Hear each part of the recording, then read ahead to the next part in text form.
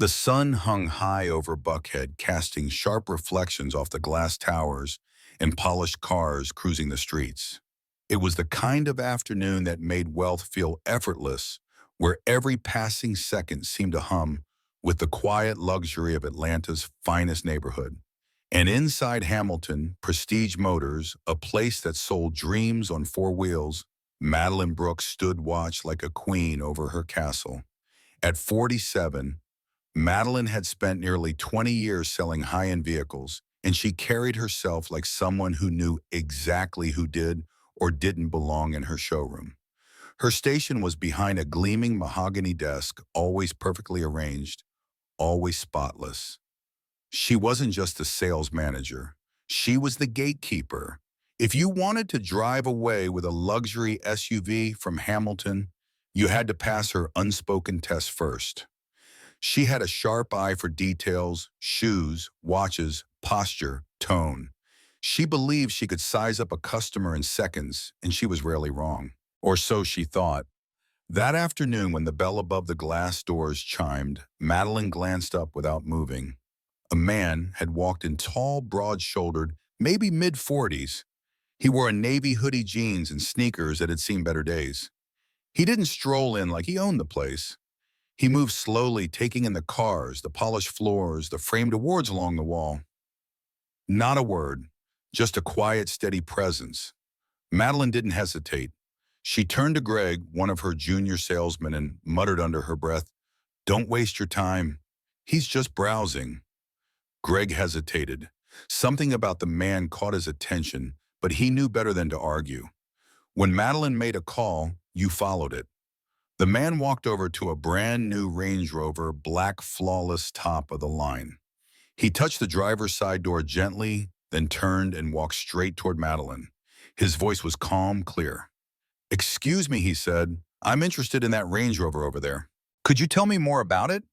Madeline forced a polite smile. She'd seen this before. "That's the autobiography model," she replied, clipped and distant. "Fully loaded. $165,000. He nodded once. "Sounds like what I'm looking for." She crossed her arms. "Are you familiar with our financing options? A vehicle like that requires substantial credit or upfront payment." The man held her gaze. "I won't need financing." Madeline laughed just barely, not warm, not kind. "If you're serious, we'll need to run a soft credit check first. It's policy." He didn't flinch. He didn't argue. He simply reached into his pocket and pulled out a sleek black card holder. Then he said evenly, "I'd like to test drive it." And that was the moment something in the air began to shift, though no one realized it just yet. The polished floor beneath the showroom lights gave off a faint mirrored shimmer as the man, still nameless to most, stood calmly in front of Madeline Brooks. The black Range Rover behind him looked like it had been built for someone just like him. But Madeline didn't see it that way. She saw worn sneakers, a hoodie, and skin that, whether she would admit it or not, didn't match her usual image of a buyer. "We don't offer test drives on vehicles in that price range without verified proof of income," she said smoothly, her voice dressed up in just enough courtesy to pass as professional. "I'm sure you understand." The man's lips curved just a little. It wasn't a smile. It was something quieter, something more knowing. "Oh, I understand," he replied. Greg, still standing nearby, shifted his weight. He'd seen this before, how Madeline could shut someone down with a look and a few cold phrases. But this time felt different. The man wasn't angry. He wasn't offended. He was just watching, absorbing. "I'm sorry," Madeline added with that same thin smile. "But for a car of that value, we require serious inquiries only. We've had issues in the past. People joyriding, wasting our time." The man raised an eyebrow. "Joyriding?" "Nothing personal," she added quickly, though the tone dripped with insincerity. "I'm sure you understand." Greg caught it the way the man's eyes shifted just slightly. A flicker of something passed across his expression. Not frustration, not even surprise. It was colder than that. Colder and sharper. And then just as quickly it was gone. "All right," the man said softly, nodding. "No test drive." Got it. Madeline, satisfied, had already started to turn her attention to a man across the showroom, older, in a tailored gray suit, admiring a Bentley with studied interest. But before she could completely dismiss the man in the hoodie, his voice cut through the air once more. What about cash buyers? She turned back, mildly irritated now. Excuse me, if someone were willing to pay in full, no financing, no credit check, would that change your test drive policy? Madeline nearly laughed. She'd met plenty of men who liked to play big spender. They talked a good game, tried to impress her with fake bravado. But in all her years, they rarely followed through. And someone like him, she had already made up her mind. I appreciate your enthusiasm, she said, her voice laced with syrup. But as I mentioned, our policies are in place for a reason. He watched her quietly, hands in his pockets. So what would it take? Madeline's smile tightened. I just told you, we require proof of serious intent.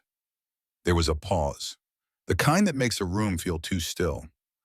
I understand, he said, his voice calm but deliberate. Just trying to figure out where the bar is. What does a serious customer look like to you? Greg caught his breath. For a split second, something flickered in Madeline's face. Just a moment of pause. Then she laughed, short, breathy, forced. I think we're done here. Feel free to browse, but I have other customers to assist. Greg braced for a reaction, maybe even a small confrontation. But it never came. The man just gave a single nod. The corner of his mouth lifted in something that wasn't quite a smile. Understood, he said, and with that, he turned and walked away. Not rushed, not defeated. He moved like a man who had just learned something he had suspected all along. Slow, steady, quiet. Greg watched him with a strange knot forming in his chest. Madeline didn't seem to notice. She had already locked her gaze on the man eyeing the Bentley. Back to business, back to control. But the man in the hoodie didn't leave. Instead, he stopped near a Mercedes-Benz G-Class SUV, ran his fingers along the chrome handle, tilted his head, studying it. Greg watched as Jared, one of the newer sales guys, young, eager, hesitated before stepping forward. Hey there, sir, Jared said, putting on his best friendly voice. Need any help with that one? The man turned to him, unreadable. Yeah, actually, I was looking at the Range Rover earlier, but I was told test drives are off limits unless I prove I'm serious. That true? Jared blinked, caught off guard. Well, I mean, before he could find the words, Madeline was already there. She moved like a shadow.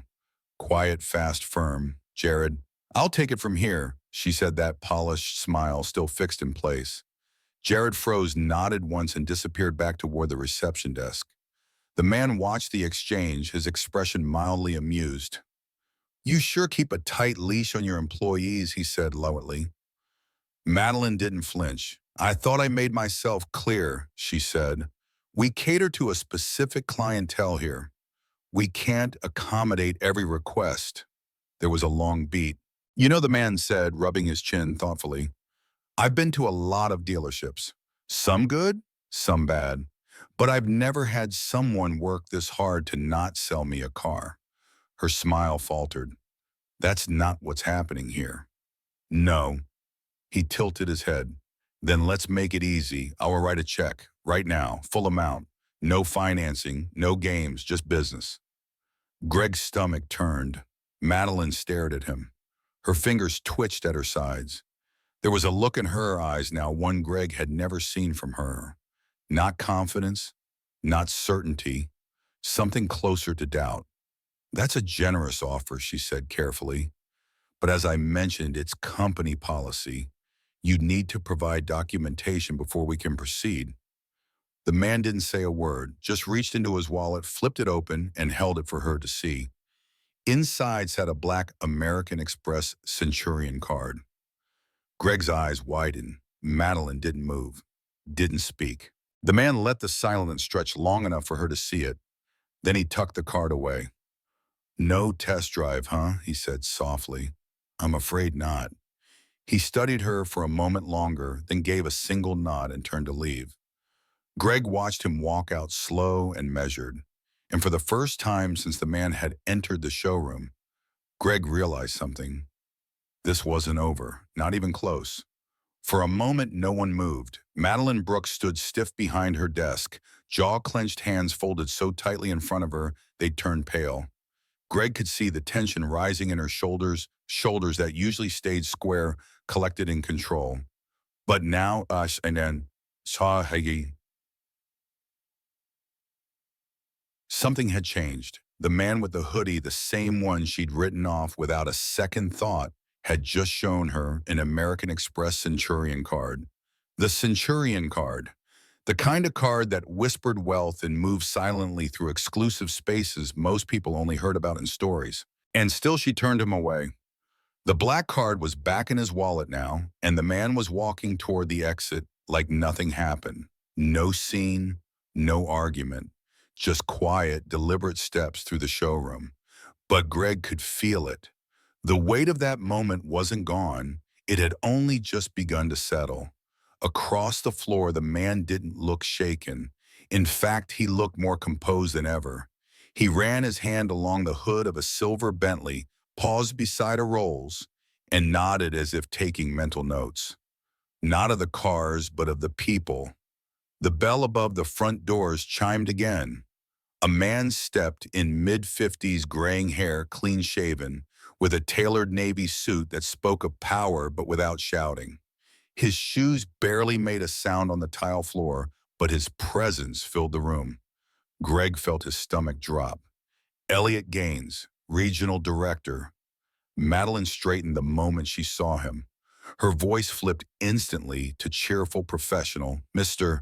Gaines," she called out too brightly. "What a surprise. What brings you in today?" But Elliot didn't look at her. His eyes had already found the man in the hoodie. And then to everyone's surprise, he smiled wide, warm, familiar. "There he is," Elliot said, striding across the room and holding out a hand. "Jordan, I was just about to call you." Greg froze. "Jordan." The man smiled, shook Elliot's hand like an old friend. "Good to see you too, Elliot. Just doing a little looking around." Elliot chuckled and clapped him on the shoulder. "Told you this was one of our best locations. You'll like it here." Greg watched it land. He saw the moment it hit Madeline, or Shagbayan. Her body locked up. Her eyes narrowed in confusion, then widened in realization. Her voice came out softer, almost a whisper. You know each other." Elliot blinked, finally turning back to her. "Of course. Madeline, meet Jordan Ellis, our new CEO." The words didn't echo. They hit like a hammer and sank straight into the floor. Greg didn't move. Neither did Jared. A couple of sales staff across the showroom stopped what they were doing altogether. No one spoke. Madeline's mouth opened slightly, but no sound came out. Jordan just stood there, calm as ever, hands in his pockets, his expression unreadable. He let the silence stretch for a moment before finally speaking.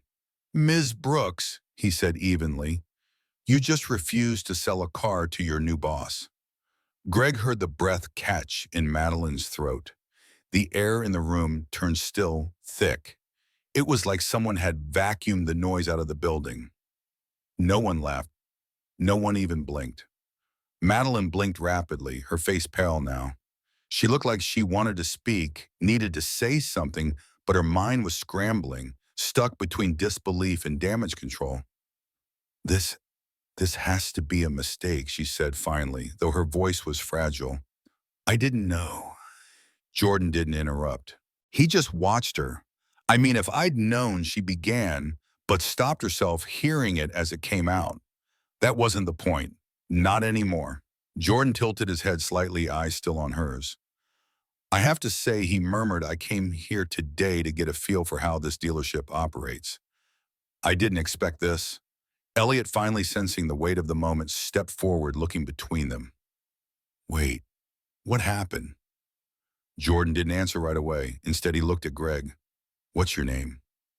Greg swallowed hard. "Greg." "Sir, how long have you been here, Greg?" 3 years. Jordan nodded thoughtfully. "Let me ask you something. If I had walked in here today in a suit, said the exact same words, do you think I'd have had to show a credit card just to be taken seriously?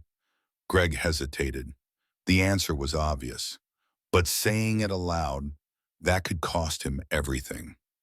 Jordan saw it in his eyes and gave a small nod. You don't have to answer. Then he turned back to Madeline. She had started to recover, her voice returned to its usual smooth tone, but her eyes betrayed her. She was no longer sure of herself. Mr. Ellis, she began, I truly apologize if there was any misunderstanding. Misunderstanding, Jordan raised a brow. She tried to chuckle lightly, but it sounded hollow. It's our policy to require verification for test drives on high-value vehicles. I would have said the same to any customer. Jordan turned to Elliot. Elliot, when did Hamilton Prestige start requiring soft credit checks before someone can sit inside a car? Elliot looked confused. We don't. And just like that, the last thread of her defense snapped. Jordan didn't raise his voice. He didn't need to. I wasn't asking for special treatment, he said softly. I wasn't even planning to make a decision today, but I wanted to see something and I did. He took a breath. Let me be clear. You refused to help me because I didn't look like someone who belonged here. You assumed, you dismissed me. You lied about company policy. And when I questioned it, you doubled down. Madeline opened her mouth again, but Jordan stopped her. What does a serious customer look like to you, Madeline? The question hung in the air like a stone. Her voice faltered. That wasn't my intent. I was just... Jordan didn't press further. He just nodded once. I've seen enough. Greg watched the collapse unfold silently. This wasn't loud. It wasn't dramatic. But it was final. Madeline had spent her whole career controlling who was worthy of her time. But now that control was gone, and she knew it. Jordan turned back to Elliot.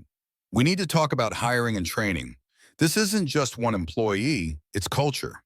Elliot nodded slowly. Understood. And with that, Jordan looked around the room once more, calm and measured. I'll be reviewing how things are run here, he said. Things are going to change. Then he turned back to Madeline.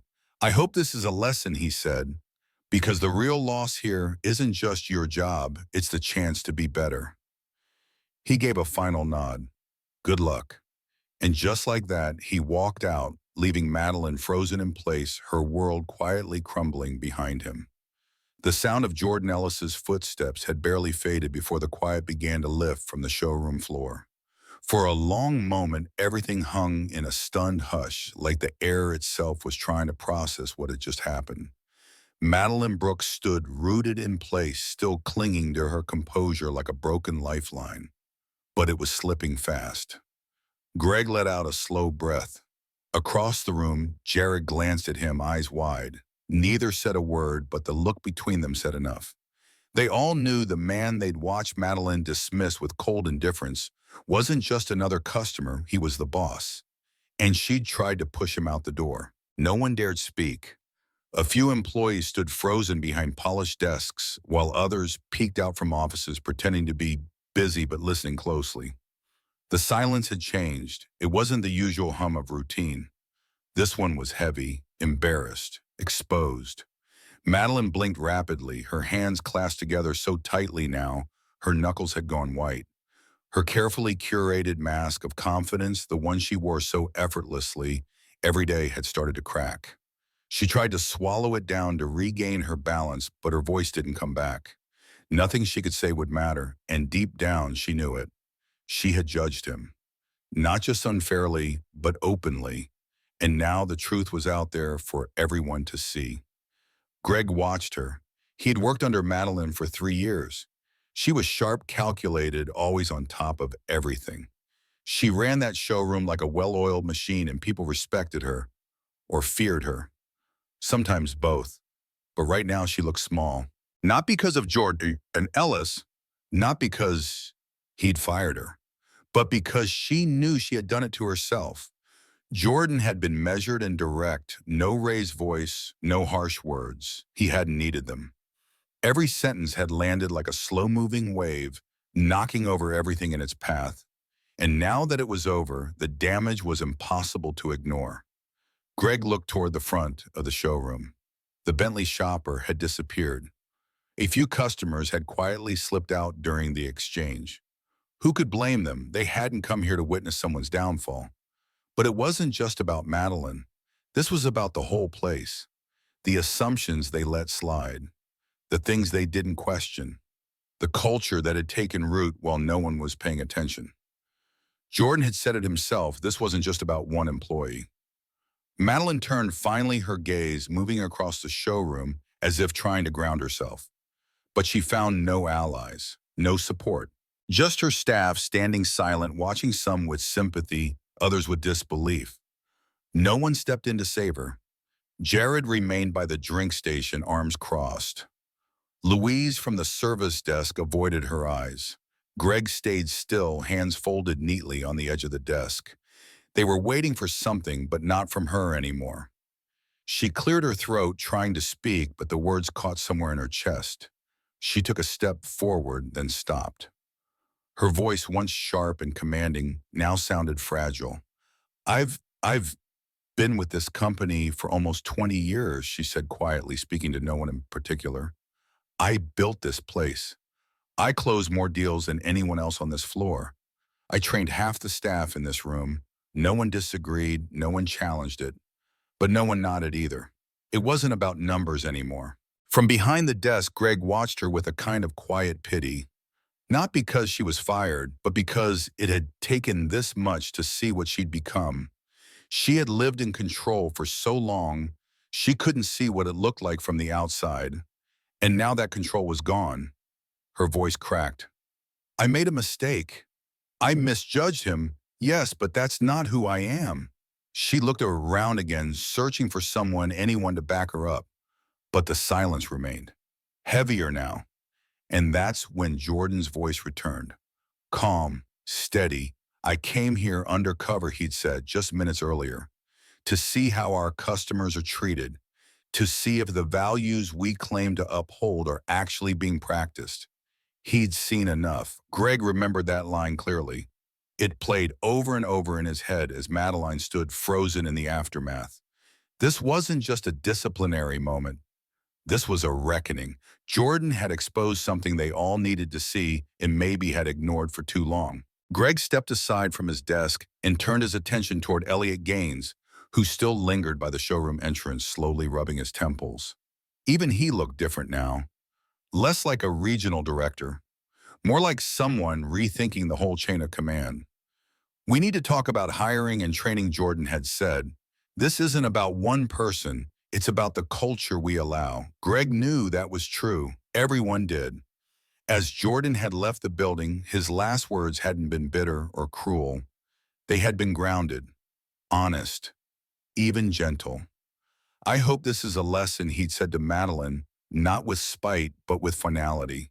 Because the real loss here isn't just your job, it's the opportunity to be better, to do better. Then he had nodded once and walked out, calm, composed, leaving the weight of the moment behind him. And now Madeline was the only one still holding it. The silence in the room began to shift just slightly. A few chairs moved. Jared stepped back toward his post. Louise quietly returned to the reception desk. Greg glanced at Madeline one more time. She wasn't crying, she didn't beg, but something in her face had broken wide open. Not pride, not even shame, just realization. And that was louder than any apology. Jordan's words lingered like a quiet echo through the glass showroom. Things are going to change. Greg believed it. For the first time in a long time, it had felt like someone was finally paying attention not just to the numbers on the sales board, but to the people behind the counter. This place had been running on image for too long. Now maybe it could start running on integrity. Madeline Brooks hadn't moved. The energy that had rippled through the showroom minutes earlier had now settled into something quieter, but no less heavy. The sound of chairs, creaking keyboards, tapping, even Jared clearing his throat felt oddly loud against the silence she left in her wake. And yet she stood there still clutching her authority like it hadn't just crumbled in front of everyone. Greg watched her from behind his desk, unsure of what to feel. He'd worked with her long enough to know her strengths. She was sharp, quick on her feet, a closer in every sense of the word. She always kept the numbers high and her posture higher. But right now, none of that mattered because no matter how good she'd been at her job, she'd failed at the one thing that mattered most, how she treated people. Jordan Ellis hadn't fired her in anger. He hadn't needed to raise his voice or make a scene. Instead, he delivered a quiet truth and let the weight of it speak for itself. Now the silence was doing the talking. Greg turned his attention toward Elliot Gaines, who still lingered near the front entrance, looking like a man who'd walked into a building he didn't recognize anymore. He didn't say much, just kept rubbing his temple like he was trying to erase what had just happened. Finally, Madeline broke the silence. Her voice came out, tight low. "I didn't mean to offend him." Nobody responded. She looked around the room searching for sympathy, but all she found were blank faces. Her own staff, the same ones she'd micromanaged, brushed off, or overlooked when she didn't think they had value. "I was just following store policy," she said, softer now. Greg looked down at his hands. They all knew that wasn't true. Jordan had asked Elliot directly when the dealership started requiring soft credit checks for customers who simply wanted to sit inside a car. Elliot had answered, "Clearly, we don't." It wasn't policy, it was Madeline. That was the moment her defense collapsed, and she knew it. She tried one more time. "I've been here for over 18 years. I've helped build this place into what it is. I've closed deals with some of our biggest clients. I've trained half the floor."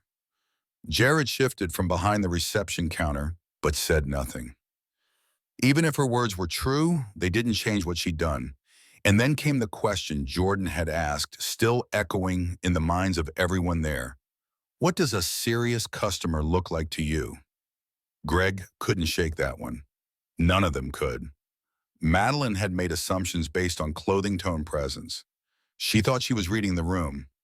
What she was really doing was reading into people, projecting her own image of who deserved her time and who didn't. And this time she picked the wrong person. Jordan had been kind, respectful, patient. He never once made a scene. All he asked for was the same consideration any other customer would expect. But she didn't see a customer. She saw what she wanted to see, and that was the cost. Elliot finally stepped forward. His tone was measured but firm. "Madeline, I'm not going to fight this." Her eyes flicked toward him. "Elliot." He held up a hand gently. "You made your decision." He made his. And that was it. The final thread severed. Greg could see the shift in her. Now her shoulders sagged ever so slightly, her hands unclasping with a slow exhale. It wasn't defeat in the usual sense. It was something deeper. The realization that all the power she thought she had wasn't real. Not in the ways that truly mattered. Jordan's final words played again in Greg's mind. "This isn't just about one employee. It's about the culture we allow." Greg thought about that as he looked around the room. Because the truth was, this place had needed a wake-up call. And Jordan hadn't shouted to get their attention. He'd just shown up, observed, and acted. Quietly, deliberately. And in doing so, he'd exposed a truth that had gone unspoken for too long. As Madeline turned slowly, walking toward the employee hallway, no one stopped her. No one called out. No one asked her to stay. She had spent years building her authority with results, yes, but also with fear, with control, with rules she bent when it suited her and enforced when it didn't. Now stripped of that power, she looked like a stranger in the place she once ruled. Greg stood from behind his desk and looked across the room. Jared gave him a small nod. A shared understanding passed between them. Something had changed, not just in leadership, but in atmosphere. Jordan had said it best, "I don't run a company that turns people away based on appearances." Greg didn't know what would happen next, who would take over the role Madeline left behind, what changes Jordan would make. But for the first time in a long while, he felt like maybe things were finally moving in the right direction. There was a stillness in the air now, but it wasn't tension. It was possibility. And as the sound of Madeline's heels faded down the hall for the last time, Greg returned to his desk, not with a sense of relief, but with something far better. Hope. The glass doors slowly shut behind Madeline Brooks as she stepped out of the main showroom for the last time. Her walk was steady, but there was no mistaking the shift in her stride. The woman who had once moved through that space like it belonged to her now left it behind, no fanfare, no final word. Just the quiet click of her heels on tile and the sound of a place exhaling the moment she disappeared. Inside the room seemed to breathe differently, not louder, not celebratory, just lighter. Greg stood still for a while. So did Jared. Neither of them spoke. Most of the staff remained behind their desks, pretending to work, but still very much present in the moment. It wasn't every day a woman like Madeline got fired, and certainly not like that. But what lingered wasn't the drama, it was the clarity. Jordan Ellis had walked in wearing a hoodie and old sneakers and had walked out, leaving behind a truth none of them could ignore. Assumptions have consequences. Greg finally sat back down his chair, letting out a soft squeak beneath him. Across the room, he caught a glimpse of Louise in the service area. The older man gave him a short nod, then disappeared behind the counter. There were no raised voices, no gossip whispered between cubicles. Everyone knew what had happened, and everyone had seen it play out. For years, Madeline had shaped the rhythm of that dealership. She'd been sharp, efficient, and always in control, but control they now realized had come at a cost. She ran things with tight rules, tighter expectations, and a quiet judgment that trickled down from every word she said, every customer she sized up before they even spoke. Greg had followed her lead. So had Jared. So had most of them, whether they admitted it or not. But now they were left facing the question Jordan had asked her in front of everyone. What does a serious customer look like to you? The answer hadn't been spoken. It had been lived. Greg remembered the look on Jordan's face when he asked it. Not angry, not smug, just deeply disappointed. The kind of look that didn't demand apology, just reflection. And here they were reflecting. From the corner of his eye, Greg saw Elliot Gaines step away from the entrance. The regional director looked older now, somehow like the last 30 minutes had added years to his face.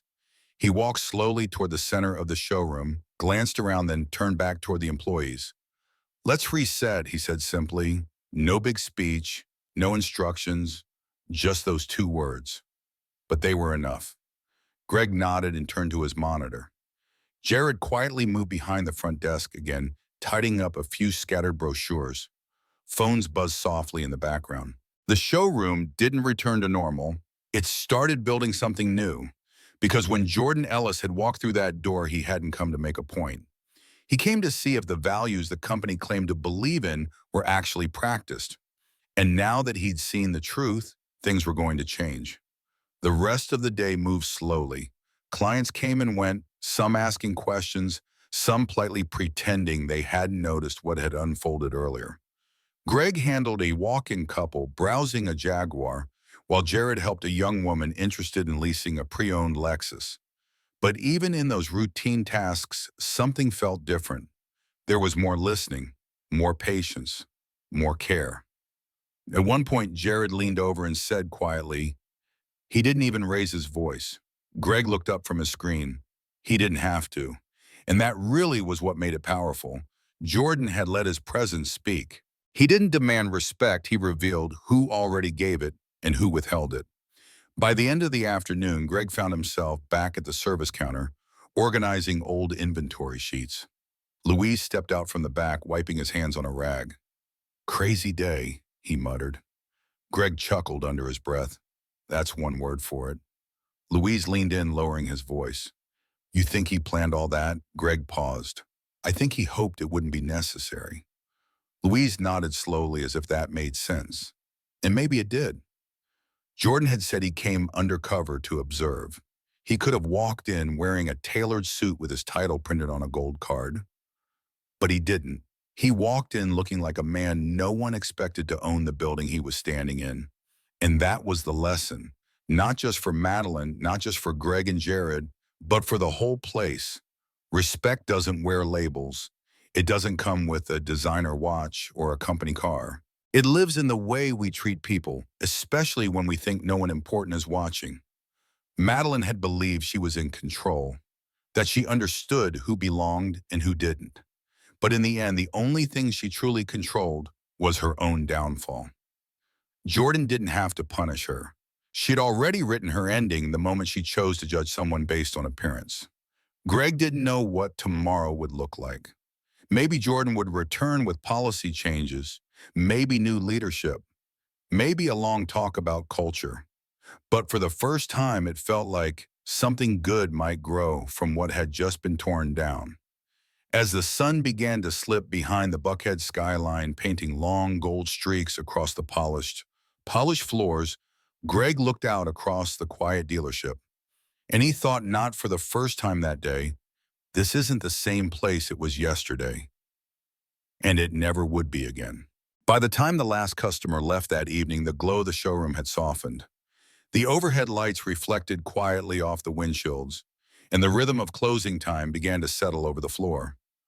Greg stood by the front desk, his arms crossed loosely, just watching. Jared was flipping through the day's notes. Louise leaned against the counter, sipping the last of his lukewarm coffee. There wasn't much to say, and maybe there didn't need to be. Madeline Brooks was gone.